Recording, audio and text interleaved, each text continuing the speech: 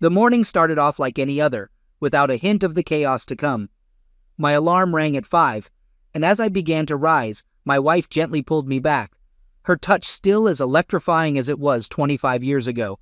She then got up to make coffee while I showered, and afterwards, I took over the kitchen to make breakfast as she got ready.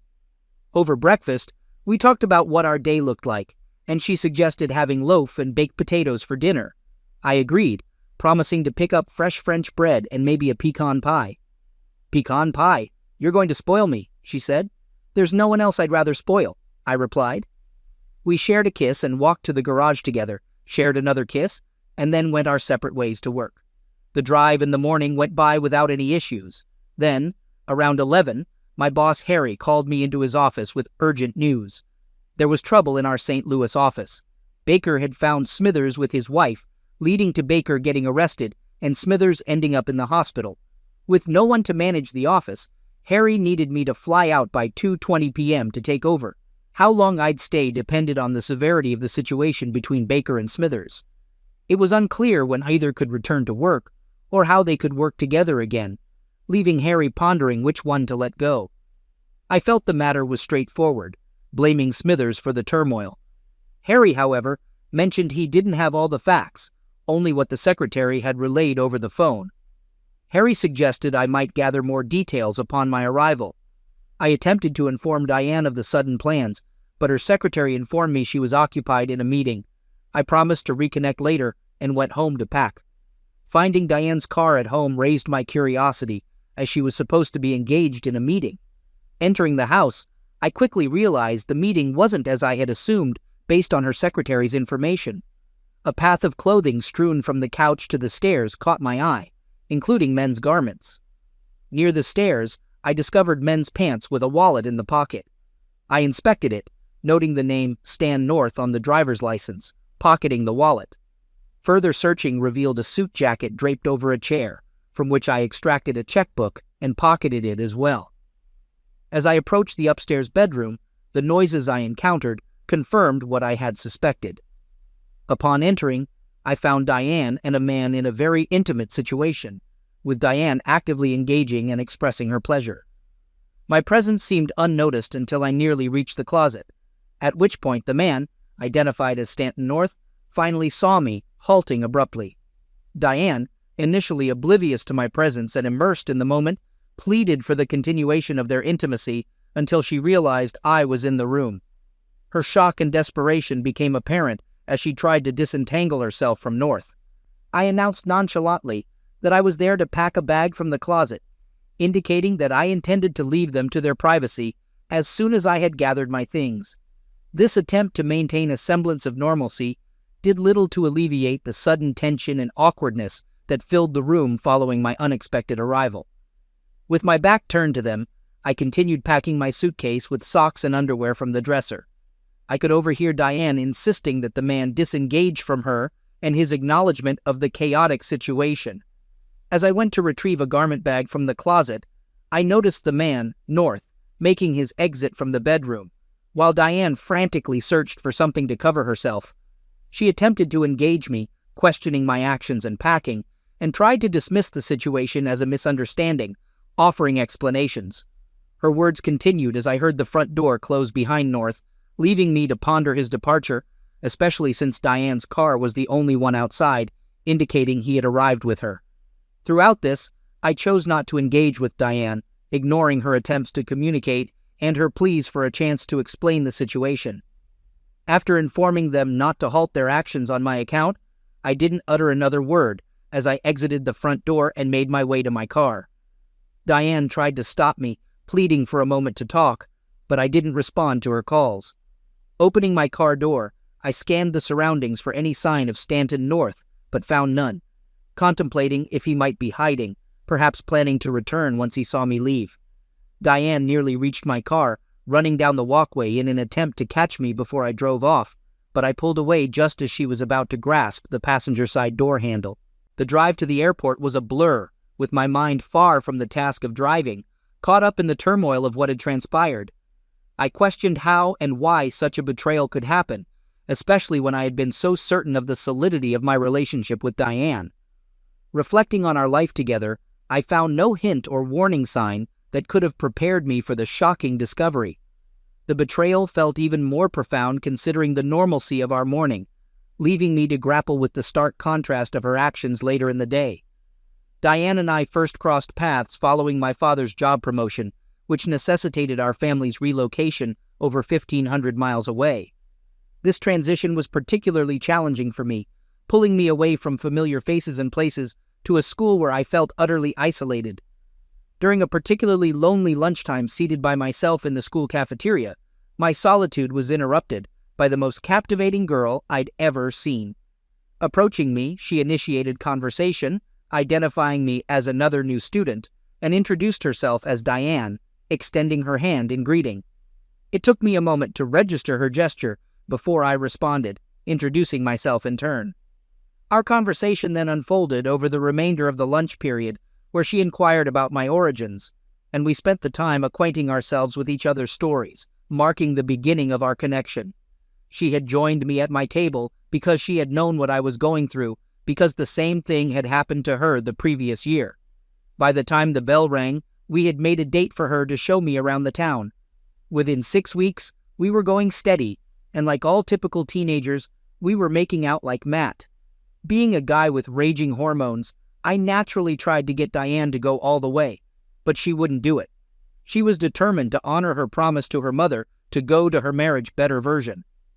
Luckily for my sanity, she broke that promise on her 18th birthday. We had some serious discussions after the night she gave me her virginity. I told her that I wanted to marry her, but that I didn't want to get married until I finished college. She wanted to get married right away, and she wasn't happy with me because I wanted to wait. I was telling my mom about it when she surprised the hell out of me. I had always seen my mom as somewhat conservative, so it took me by surprise when she suggested that I move in with my partner and live together until graduation. I questioned the practicality of such a move, citing my desire to wait until I could afford it, highlighting my concern about balancing supporting a spouse and continuing my education. My mom pointed out that while I might need to find a part-time job to cover some living expenses like groceries, there was sufficient money in my college fund to afford renting a small place off campus. I gave it some thought and then discussed it with Diane. After talking it through, we agreed to both take on part-time jobs to make it work. We found a small apartment within my budget and then faced the difficult task of informing her parents. Her mother was devastated that Diane had not kept her promise to remain a virgin until marriage, bursting into tears. Diane's father, on the other hand, insulted me thoroughly, inventing new insults as he went along. He then strictly told Diane she was forbidden from seeing me again and demanded we break up. Diane asked me to wait in the car after that. She emerged 10 minutes later with 2 suitcases in hand, never sharing the details of the conversation after I stepped out. It took 3 years before she spoke to her parents again, only reaching out to inform them they had a grandson. Suddenly, I was seen in a new light by her parents. I was the wonderful man their daughter was fortunate to find, and their praise was endless. However, the rift had already caused significant damage, and I merely tolerated them from then on. Diane eventually reconciled with them, and they became an active part of our family life, proving to be wonderful grandparents to our 3 children. My feelings remained lukewarm at best. Time moved on, our children grew up and moved out, leading us to this moment. Despite everything, our kids were spared the experience of growing up in a divided home. At the airport early, after checking in, I settled into one of the coffee shops to wait for my flight announcement. During this time, I went through North's wallet and checkbook I had found. Inside the wallet, behind his driver's license, was an emergency information card that listed his blood type among other details. But more importantly, it mentioned an emergency contact, Arliss North, identified as his wife, along with a contact number. I decided to call this number. Upon reaching Mrs. North, I introduced myself as Frank Bellows and regretfully informed her that I had discovered her husband in a compromising situation with my wife, highlighting the gravity of the situation. Mrs. North initially thought it was a joke, unable to believe such news, firmly stating her husband would never betray her in such a manner. To convince her of the truth, I suggested she verify my identity with her husband upon his return, and to ask for his wallet and checkbook, which he would be unable to produce, as I had taken them after finding them in my house. I informed her of my current location at the airport, waiting for a flight to St. Louis, and offered to personally deliver the items upon my return. Mrs. North, now realizing the seriousness, inquired about my return. I mentioned my uncertain return schedule due to filling in for an absent colleague. When she asked if I could mail the wallet and checkbook, I acknowledged the possibility, but forewarned her that I intended to use some of the money found in the wallet to cope with my distress. I explained that the wallet contained $87 and that I felt the need to use some of it to drink away my sorrows, courtesy of her husband, though I assured her some funds would likely remain. I agreed to send the items to her office, setting the stage for a complicated exchange rooted in betrayal and its aftermath. She provided me with her address, which I carefully noted down. She then requested if I could send the wallet and checkbook overnight, offering to cover the shipping costs. Agreeing to her request, I informed her that I needed to leave as my flight had just been called, and after saying goodbye, I ended the call.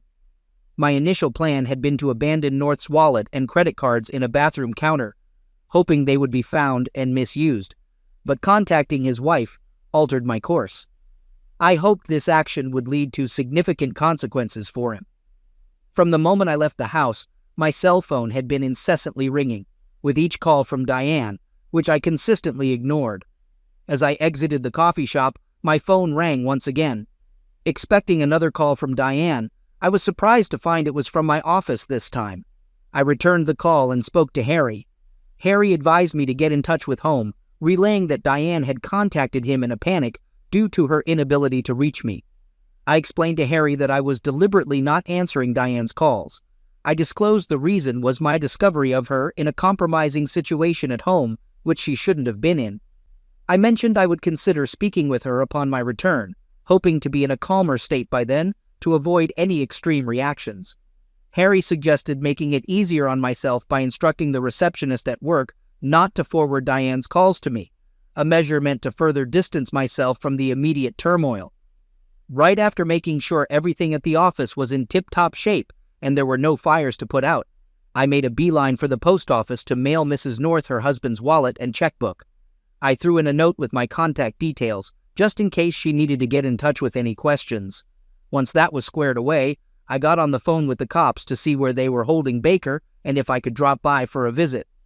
Other than sporting a couple of battered knuckles and a snapped finger, Baker wasn't looking too shabby.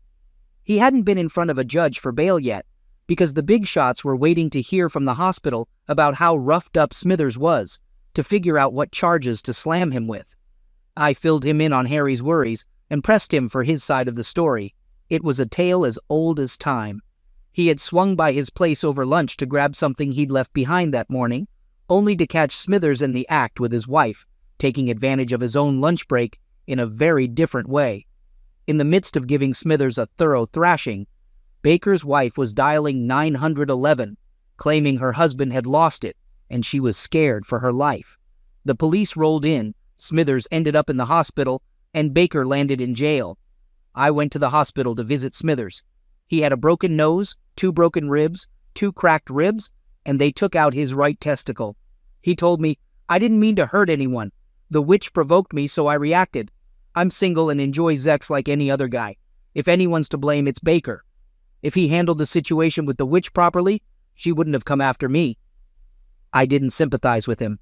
I phoned Harry, sharing the incident and suggesting we move Smithers out of the office unless there's reason to fire him. I promised to investigate the office for anything useful. Baker had a hearing the next day. Bail was set at $250,000. He could only afford it by putting his house up, but his wife refused to agree, so he'd remain in jail until his father and brother sorted it out. The next morning, Arles North called me. She asked her husband about a Diane Bellows, and his face drained of color as he claimed he didn't know her. When she pressed him and asked for his wallet and checkbook, he said he must have left them at work. Then he changed the subject, asking about dinner. He was aware that he was in significant trouble, but hadn't yet grasped the full extent of his predicament, which he wouldn't understand until the following day when I would request his wallet and checkbook once more. Regarding the duration of the affair, I admitted to only knowing of its occurrence because I had stumbled upon them together, and since that moment, I hadn't spoken to my wife. I mentioned that I planned to maintain this silence until my return home. I also expressed an interest in hearing her side of the story for comparison purposes once I had the chance to speak with her. Despite receiving numerous calls from Diane daily, I consistently avoided answering them. It seemed that Harry might have informed her of my whereabouts in St. Louis, leading her to contact me through the office phone. When Dixie, one of the receptionists, alerted me to Diane's call, I reluctantly engaged. During the call, Diane attempted to initiate a conversation, insisting on clarifying the situation, which she claimed was not as it appeared. My response was one of outright refusal to engage in any discussion, overwhelmed by anger and betrayal, to the point of expressing violent thoughts towards her and the man involved. I firmly instructed her not to contact me again until I was back, concluding the call abruptly. In mid-afternoon, I got a call from Baker's father, telling me that bail had been arranged and that he would be released the next morning. In a way, I was sorry to hear that. As long as Baker was in jail and Smithers was in the hospital, I didn't have to go home and deal with Diane. I had dinner and drinks on North again that night and made it back to my room about 7. The phone rang, and knowing it could only be Harry or Arles North with the number, I answered, finding Arles on the line. After exchanging greetings, she updated me on recent developments. Arles recounted that upon his return home, she confronted him once more about his wallet and checkbook. He attempted to deflect by claiming they were stolen from his office by someone on the night cleaning crew and promised to file a complaint the next day. I found the excuse laughable, questioning internally how long he thought he could maintain such a story. Arles expressed her skepticism directly to him, questioning his intelligence and pointing out the obviousness of his guilt when she mentioned my wife and then requested the wallet and checkbook. She highlighted the impossibility of making such a connection without solid evidence, making it clear she saw through his lies. His denial only fueled her anger, prompting Arles to physically present the wallet and checkbook by throwing them at him. She then explained how she came into possession of them and further revealed her call to his office, which contradicted his claims of not knowing the woman involved. Arles admitted to embellishing the truth to strengthen her position during the confrontation. I told him that when you got home from St. Louis, you were going to stop by and show me the pictures you took with your cell phone camera before they knew you were there. How did he take that? Confronted with undeniable proof, he admitted his mistake, begged for forgiveness, and insisted his cheating was a one-time slip-up, blaming it on my wife's persistent advances. He said her attraction and pursuit made it hard for him to say no, regretting only that he didn't think to use his cell phone camera for proof at the time. When asked if I believed his story about my wife pursuing him, I admitted it could be possible, knowing her behavior wasn't always predictable. As for whether it was a one-time thing, he swore it was, but his honesty was in doubt. He insisted it was his only act of cheating, but I knew otherwise. I'd heard from others about at least 3 times he'd been unfaithful when I wasn't around. I'd never sought confirmation, preferring not to know the truth.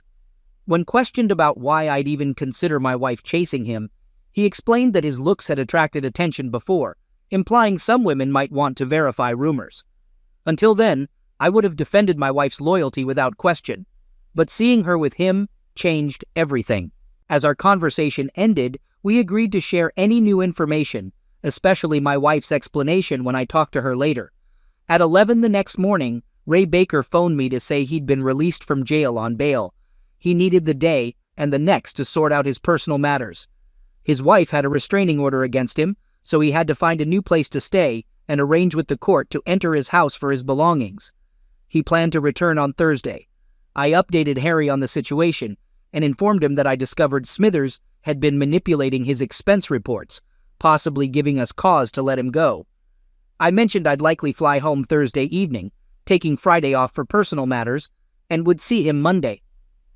The next 2 days passed without trouble, and on Thursday morning, Ray was back at work. After filling him in on office matters, I asked about his situation at home since I was dealing with something similar. He mentioned the restraining order limited him to 500 feet away from her. I can enter the house whenever she's not there, but if she's home and refuses to leave when I want in, I need a court official to accompany me. So I waited down the street until she left for work. Then my brother and I went in and grabbed what I needed. I don't plan on going back. I'm not sure what she's thinking. She got the restraining order, but that's it. She didn't touch the bank accounts. I emptied them yesterday. I thought this state was no fault, and everything split evenly. In a divorce, yes, but I'm not aiming for that. I'm just walking away. If she wants a divorce, she can handle it and get half of nothing when she files. We took out a loan on the house to renovate the basement, so there's no equity, and the money I took from the bank will be spent. I can argue I needed it to set up a new place after she barred me from the house. Oh, I need to call Harry to update my insurance and such. She might explain her actions, but I haven't spoken to her since the cops took me away, and I don't plan to. Why she did it doesn't matter. It matters only that she did. Deciding to rest before facing things at home, I booked a morning flight. After a good night's sleep and a hearty breakfast, I caught the airport shuttle and was back in Denver by 11. I went to the bank and withdrew all the money from our savings account. Then, I cashed in 5 out of the 9 certificates of deposit we had in the deposit box and transferred all the money to our checking account. Diane was still at work when I got home, so I had the house to myself until 6. I immediately called the credit card companies to get payoff balances for all our cards and canceled all but 5 of them. I decided to keep the American Express card I mainly used for business and 2 other cards under my name, transferring 2 to Diane's name. Afterward, I returned to the bank to arrange wire transfers to pay off the remaining cards using the money in our checking account. With that sorted, I took half of the remaining money from the checking account and opened a new checking account in my name alone. I also organized for another safe deposit box under my name and transferred 2 of the remaining 4 CDs into it. Then, I headed back home. Since the kids had grown up and moved out, I had converted one of their bedrooms into a home office. The other 2 were kept as guest rooms for when they visited. I chose the spare bedroom next to the dining area and moved all my belongings there. Once settled, Diane came home, calling out as she searched the house. I stayed quiet until she reached upstairs, finding me facing away from the door. When she begged for a talk, I turned to confront her about her unfaithfulness. Despite her reaction, I shifted the focus to money matters, asking her to wait downstairs while I got some papers. When I joined her in the kitchen, I explained I wouldn't rush into any decisions about us. Though she seemed relieved initially, I clarified that I meant to distance myself instead of diving into divorce. I told her about the changes I made with our finances, suggesting she open her own accounts while keeping a joint one for shared expenses. I stressed why I chose this, making sure she understood. While I explained the household account's purpose, Diane remained puzzled by my actions, so I reminded her of why I did it, especially considering her betrayal. Despite the seriousness of the situation, I offered a practical solution to handle our finances going forward. I handed her a piece of paper detailing the household expenses, including the mortgage, utilities, taxes, and insurance, informing her that we would now function as roommates. I instructed her to contribute half of these expenses to the household account each month. I explained that we would share the house, except for 2 rooms. She would have the master bedroom, while I would occupy Carol's old room. Diane questioned my decision to move into Carol's room instead of the master bedroom, suggesting I should stay with her. I firmly rejected the idea, stating that after witnessing her actions in the master bedroom, I couldn't bear to occupy the same space or share a bed with her.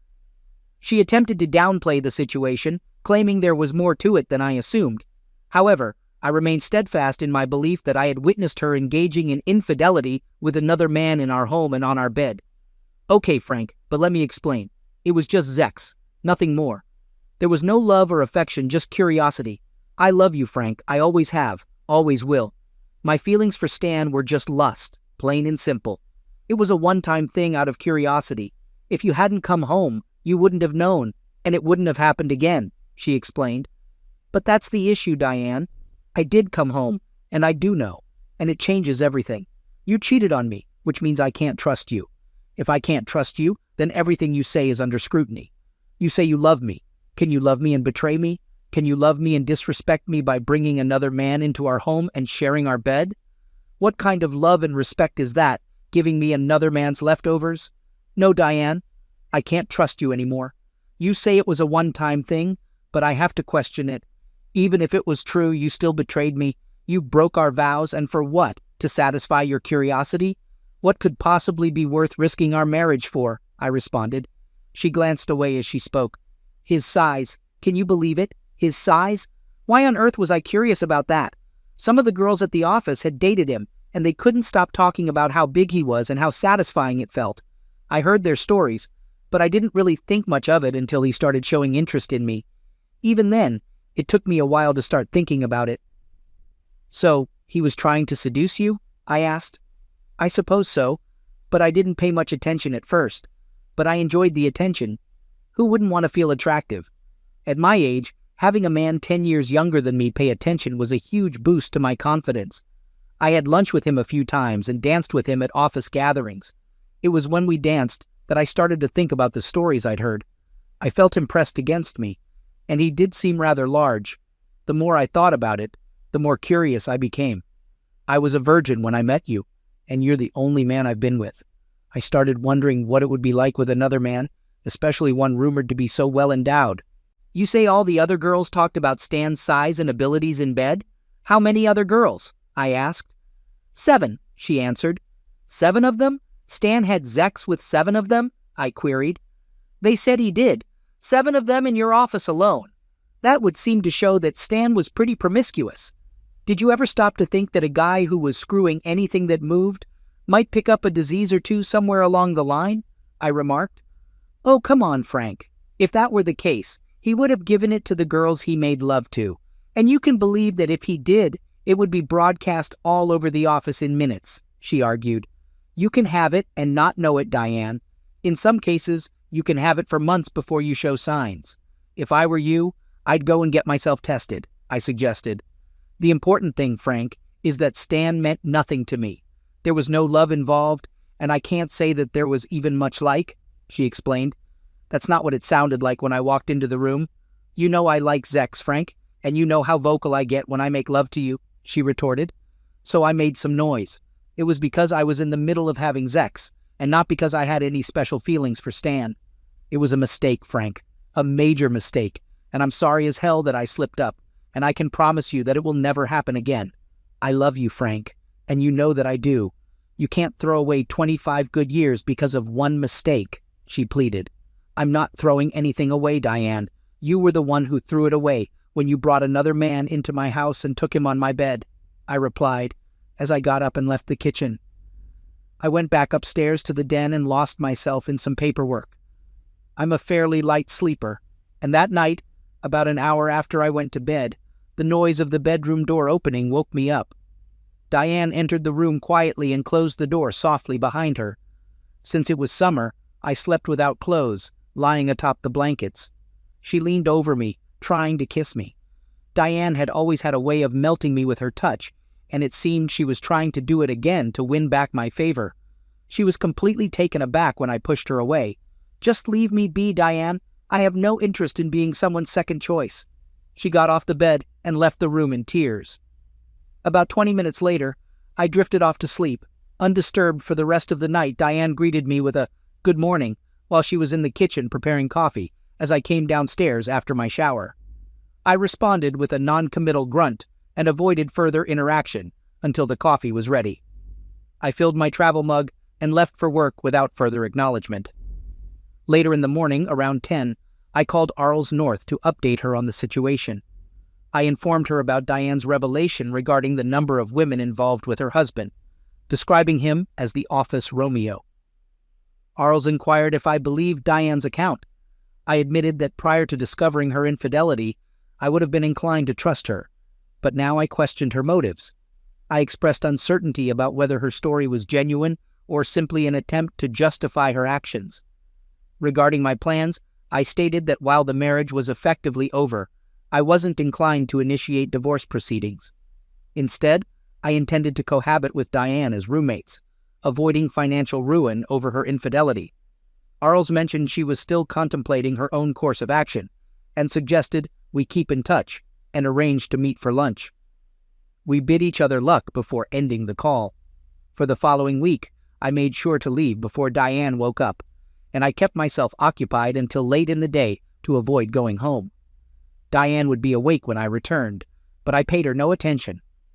On the next weekend, she attempted to join me in bed once again, but I firmly instructed her to stay away and leave me alone. She told, "Darn it, Frank, please don't do this to me. I love you, Frank, and I want to be with you."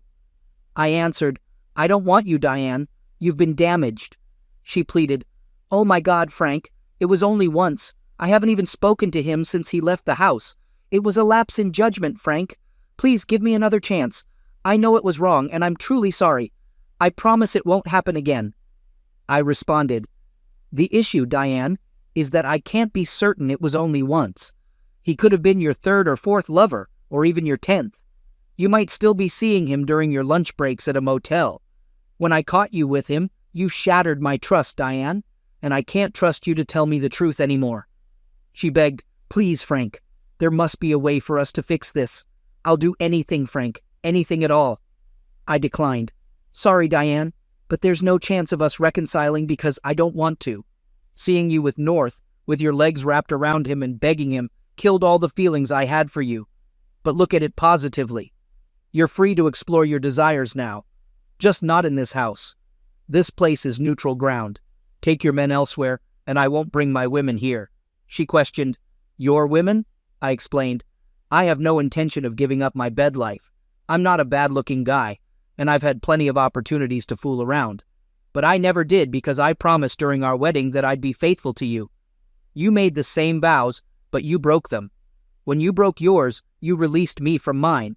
At least I won't be bringing mine here where you can see it." She looked at me, and I could tell what she was thinking. She was thinking that sharing the house and being around each other would give her a chance to work her way back into my life. And that is just what I wanted her to think. I decided to give her a load to carry. The only reason I'm doing this whole sharing the house thing is that I don't want to make the lawyers rich by going through a divorce. And I don't want to give up what I have here at the house to live in an apartment. I wouldn't have a garage to work in, a basement workshop, and I wouldn't have a patio where I can sit and enjoy a drink as I watch the sunset. You have two choices, Diane. Live with the new status quo or not.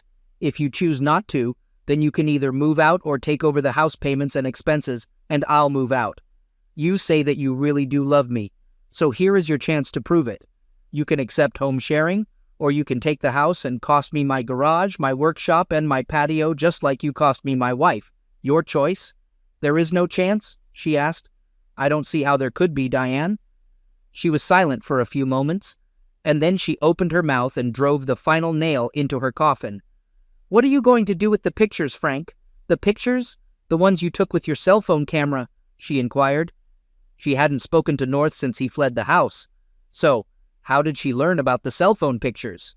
It was a tale concocted by Arliss and passed on to her husband 5 days after I caught Diane and North in our bedroom. No, I couldn't trust anything Diane said anymore. I couldn't physically harm her, and kicking her out would hurt me more than it would punish her. But having her around while I ignored her would torment her mentally, and that was the best I could hope for. I had no doubt she loved me, and I knew she would cling to the slim chance of winning back my affection. It wasn't going to happen. I meant it when I said seeing her with North had extinguished all my feelings for her. But the longer she held on to hope, the longer my retaliation would endure. With my plan for revenge against Diane set, I shifted my focus to Stan North. The private investigator's findings confirmed my suspicions. Despite being caught by both me and his wife, it hadn't slowed him down one bit. Besides his wife, he was involved with 5 other women. In the 3 weeks I had the PIs tracking him, he hadn't done anything with Diane, but he was intimately involved with 2 of her colleagues. One of them, Mary Ellen Bingham, had a husband who worked late shifts. Every Tuesday and Thursday after work, North would visit Mary Ellen at her home on Sunflower Way, staying for 2 hours before leaving. Glancing at my watch, I realized he would be leaving the house in 10 minutes if he stuck to his routine. I parked my car a block away and approached the Bingham residence, circling around behind the garage. As I arrived, I donned latex gloves and a ski mask. Mary Ellen's garage had space for 3 cars. When North visited, he parked inside and closed the garage door to avoid arousing suspicion among the neighbors.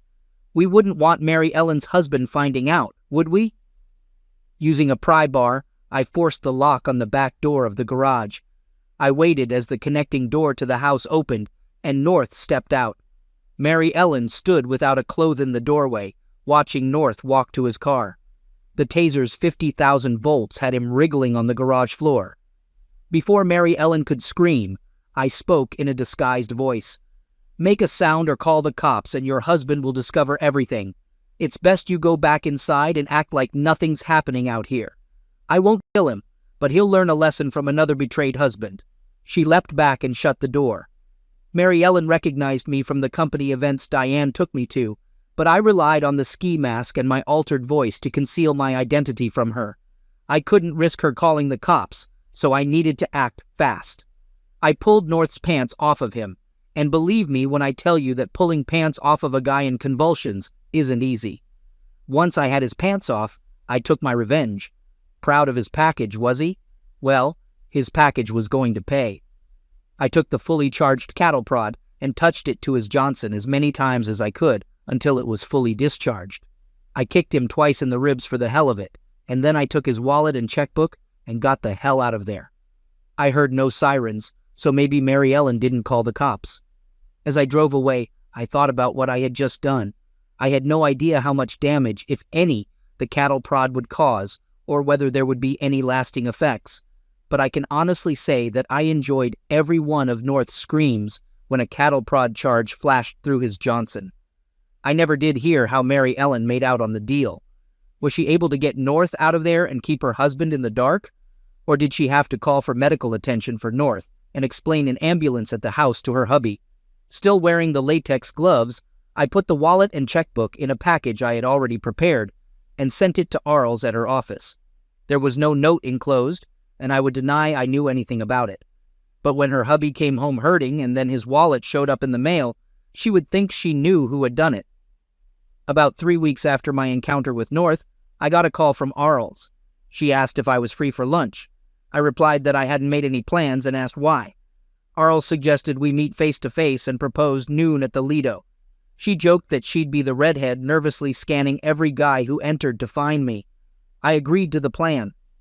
When I arrived at the Lido, I didn't see Arles anxiously scanning faces, but it was easy to spot her as the only redhead sitting alone.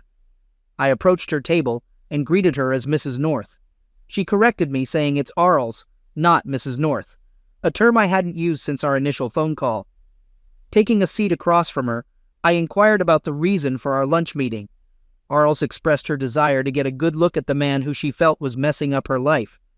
Confused, I asked how I was doing that. She recounted how I made her confront the truth about North's infidelity, and then, after she gave him another chance, I somehow took away the best thing he had going for him. Perplexed, I pressed for clarification. Arles explained that although Stan was a good provider and father, his prowess in bed was his best quality, which I apparently ruined. Denying any involvement, I asked how I could have done such a thing. Arles didn't buy my innocence, insisting I knew exactly what I had done to Stan's private parts. She claimed that since then, he hadn't been able to perform, accusing me of dodging responsibility with my trademark excuse of, "It's in the mail." Just as the waitress approached to take our order, Arles requested a salad and iced tea. I couldn't help but admire her.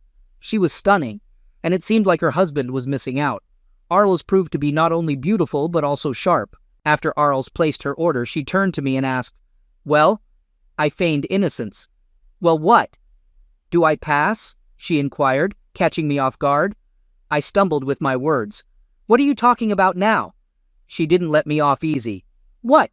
I wasn't supposed to notice you checking me out just now."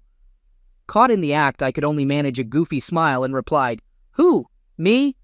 "Yes, you," she confirmed, her tone suggesting that she knew exactly what was going on. "And I hope you like what you see, because the real reason for this little get-together is to offer it to you." Her directness left me speechless. I didn't know what the look on my face was saying to her, I thought as she continued. "I'm a very sexual person with a very high sex drive, and since you have taken my play toy away from me, I feel that it is only fair that you take over his duties." I was taken aback, unsure of how to respond. She smiled knowingly and added, "I'll bet you weren't expecting that one, were you?" "To be honest, it never entered my mind," I admitted. "Well, Frank," she pressed on, "here is the way I see it. You deprived me of my bed partner. so it is only fair that you take his place in second. What can be a more fitting way to get back at your wife and my husband?" Her proposal left me conflicted. "I don't know, Arles. The package is outstanding, but I don't know that it is a good idea. The situation that I'm in right now could be upset if I give Diane grounds to sue for divorce." "You aren't divorcing her?" she asked, surprised.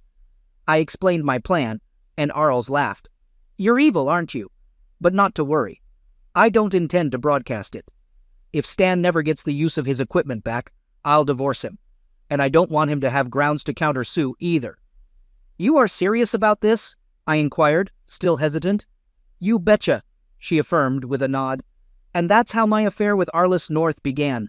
It's been ongoing for more than a year now, and there's no sign of it stopping anytime soon. Her husband still struggles with erectile dysfunction. Doctors find no physical cause, so it's likely psychological. Arliss plans to give him until the year's end, and if there's no improvement, she's ready to move on. As far as I know, Diane isn't seeing anyone. However, she knows I'm involved with someone, though she's clueless about who. The knowledge of my affair tortures her, yet she clings to hope for a miracle that won't happen. It's the perfect,